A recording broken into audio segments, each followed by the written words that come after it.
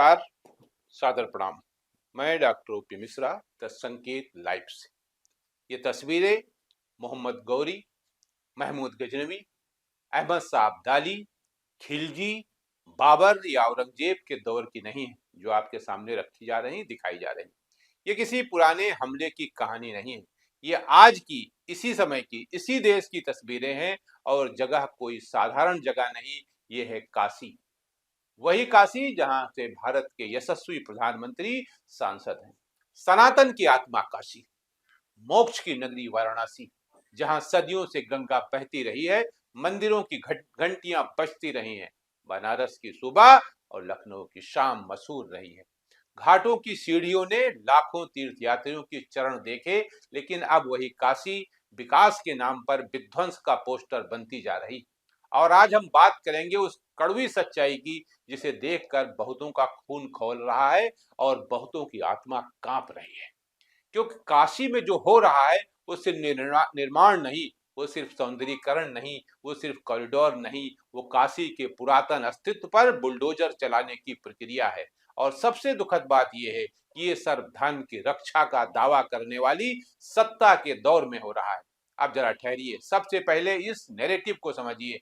हम सबने किताबों में पढ़ा है कि कैसे विदेशी आक्रांताओं के समय मंदिर तोड़े गए। अभी कुछ दिन पहले जो हमारे राष्ट्रीय सुरक्षा सलाहकार हैं, उन्होंने भी इसी तरह का बयान दिया गया था। हमने किसी का नहीं तोड़ा, हमारे धर्मस्थल तोड़े गए।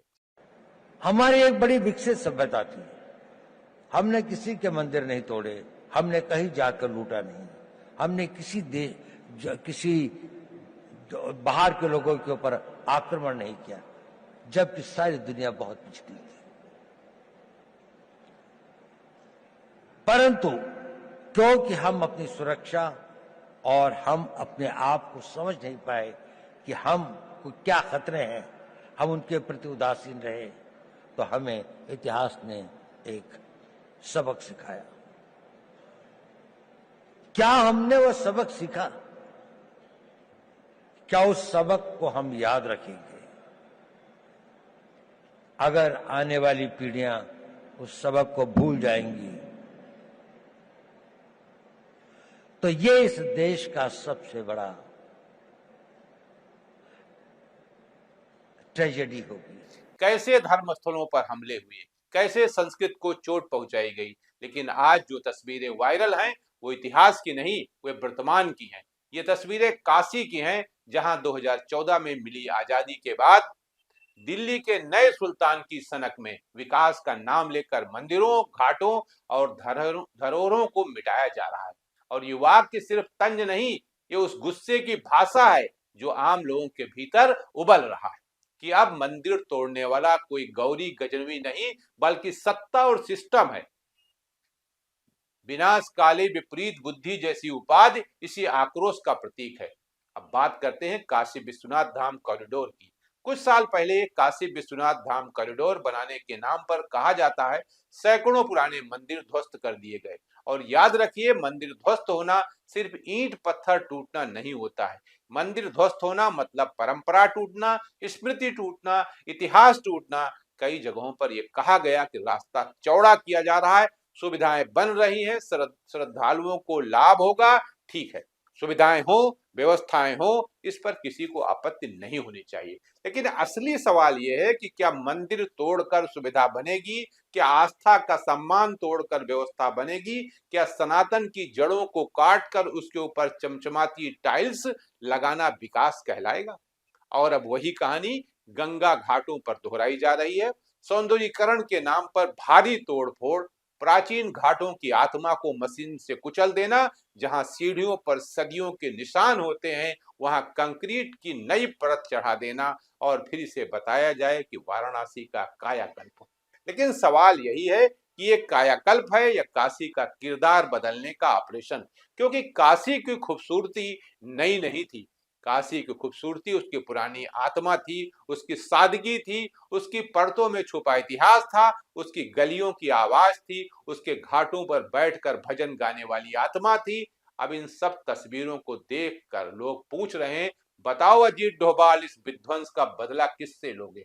अब ये लाइन बहुत कुछ कहती है, क्योंकि जिस सत्ता तंत्र में राष्ट्रवाद और सुरक्षा का नैरेटिव सबसे ऊपर रहता है, उसी तंत्र में अब लोग पूछ रहे हैं कि काशी की सांस्कृतिक सुरक्षा कौन करेगा। मंदिर टूट रहे हैं, घाट टूट रहे हैं, धरोहर मिट रही है, तो बदला किससे लोगे, किससे पूछोगे। ये आक्रांता तो बाहर से नहीं आए, ये तो हमारे सिस्टम के भीतर ही है। ये सवाल सिर्फ डोभाल से नहीं, ये सवाल पूरे शासन मॉडल से है, सिस्टम से है। अब यहाँ एक और अहम बात, ये सिर्फ काशी का मामला नहीं है, ये देश की हर तीर्थ नगरी का मॉडल बनता जा रहा है। हर उस शहर में ऐसा ही हो रहा है जिसे सदियों से तीर्थ स्थान की लोक मान्यता प्राप्त है, चाहे उज्जैन हो, अयोध्या हो, द्वारका हो, केदारनाथ हो, बद्रीनाथ हो, या फिर किसी भी राज्य का प्राचीन मंदिर नगर, सब जगह एक ही पैटर्न दिख रहा है। तीर्थ नगरी को पर्यटन केंद्र में बदला जा रहा है ताकि अधिक से अधिक पैसा कमाया जा सके, लूटा जा सके, और प्रमुख मंदिर को धार्मिक मॉल की शक्ल दी जा सके। दिन भर लोग आवे, चढ़ावा चढ़ावे, पैसा आता है। आस्था से कोई लेना देना नहीं इनका। जहां आस्था से ज्यादा फोकस ब्रांडिंग पर है, जहां भक्त, आप याद करिए ना, जब महाकुंभ हो रहा था 144 वर्षों के बाद, जरा इतिहास उठा के देखिए तो ऐसा कहीं उदाहरण नहीं मिलता है, जहां भक्त से ज्यादा फोकस बिजनेस पर है। और यही तो इस पूरे मुद्दे की आत्मा है कि आस्था के धर्म की जगह धंधे का धर्म काबिज हो रहा है। मंदिर अब साधना का स्थान कम और सेल्फी पॉइंट ज्यादा बनते जा रहे हैं। दर्शन अब अनुभव कम और पैकेज ज्यादा बनते जा रहे हैं। आरती अब श्रद्धा कम, इवेंट मैनेजमेंट ज्यादा बनते जा रहे हैं। और तीर्थ, अब तीर्थ कम, टूरिज्म डेस्टिनेशन ज्यादा। मतलब श्रद्धालु अब भक्त नहीं, ग्राहक बनाए जा रहे हैं। और यहीं से असली टकराव पैदा होता है, क्योंकि सनातन परंपरा बाजारू नहीं है। सनातन आस्था, साधना, समर्पण की संस्कृति है। उसे मॉल कल्चर में बदल देना उस आत्मा की ही हत्या है। अब समर्थक कहते हैं सुविधाएं बढ़ रही हैं, भीड़ मैनेजमेंट हो रहा है, श्रद्धालुओं को आराम मिल रहा है। ठीक है, सुविधा जरूरी है, लेकिन सवाल फिर वही कि क्या सुविधा के लिए विरासत मिटाना जरूरी है? क्या व्यवस्था के लिए परंपरा को तोड़ना जरूरी है? क्या एक प्राचीन तीर्थ नगरी को नए जमाने के टूरिस्ट हब की तरह डिजाइन करना जरूरी है? और सबसे अहम, क्या विकास का मतलब हमेशा ध्वस्तीकरण ही होता है? क्योंकि दुनिया के कई देशों में हेरिटेज कंजर्वेशन होता है, पुरानी विरासत बचाकर, उसे रिपेयर करके, उसे सम्मान देकर विकास होता है। लेकिन यहाँ तरीका सीधा है, तोड़ो, हटाओ, नया बनाओ, चमकदार बनाओ और कह दो ये इतिहास का संरक्षण है। अब लोग कह रहे हैं कि इन तस्वीरों को देखकर जिस हिंदू का खून न खौले वो खून नहीं पानी है। लेकिन यहाँ मैं एक बात और जोड़ता हूँ, खून खौलना ठीक है, मगर सवाल उठाना और भी जरूरी है, क्योंकि असली लड़ाई भावनाओं की नहीं, चेतना की है। असली लड़ाई नारों की नहीं, नीति की है। असली लड़ाई हिंदू मुस्लिम की नहीं, विरासत बनाम विनाश की है। क्योंकि यहाँ मंदिर किसी औरंगजेब ने नहीं तोड़े हैं, यहाँ मंदिरों और घाटों की देह पर मशीनें हमारे ही सिस्टम ने चलवाई हैं, और इसलिए जवाबदेही भी हमारे ही सिस्टम से मांगी जानी चाहिए।